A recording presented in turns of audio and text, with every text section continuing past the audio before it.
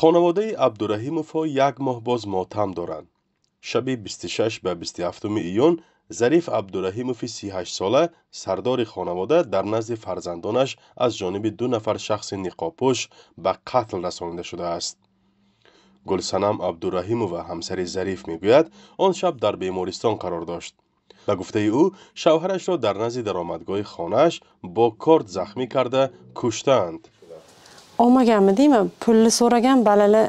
پول پرسیدگی است بچه هایم نمیدونیم گفتند. هیچ چیز رو از خانه نگرفته است. حتی یگان ایز نگذاشته است که 1 ماه باز یافتن نمیتوانند. برای بولد. 10 یا 15 مرتبه با دستها و زنجیرش مرا زد. اول با دستانم زد، بعد با پشتم با زنجیر زد. urdu az 3 gece seneyim. مرا زد و گفت که اگر جای پل را نگویی میکشم. من نمیدانم گفتم که به قفایم با زنجیر زد. زنجیر بلم که به گفته نورسان آن شب ظریف با دخترانش در بالای ماشین پورتر در حولی خوابیده بود. پس از داد و فریاد فرزندان پدر بیدار شده به طرف حجره پسران می رود. اول سوراخ خالده biz hiç de bana etmedik ki qolimizni arqamizga qo'yib bo'yladi, ko'zimiz bilan og'zimiz skochladi. وقتی ما هیچ چیز نگفتیم به دست و پای و چشمانمان سکوچ کرد. در همین حالت پدرم آمدند. بعد من ترسیدم که حاضر به پدرم یگان زیاد میرساند. یک علاج کرده سکوچ را کنده از جای خستم که آنها به طرف صحرا گریختند. بعد داد و وای کرده همسایه ها را جیغ زدم و دیدم که پدرم در پیش چشمم جان دادند.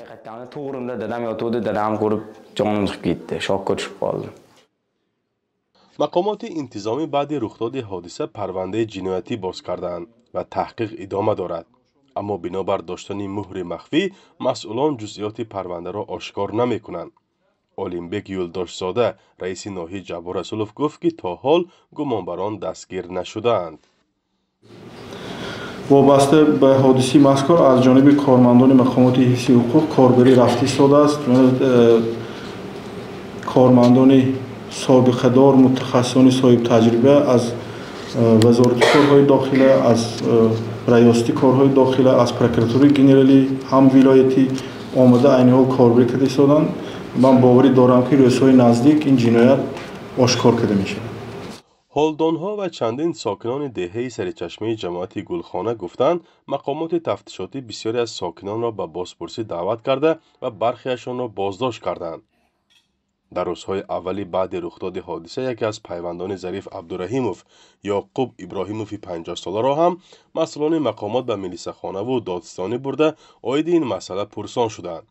ولی بعد 1 هفته قتل ظریف عبدالرحیموف او نیز سنه 5 ایول به طور مرموز جان باخته است.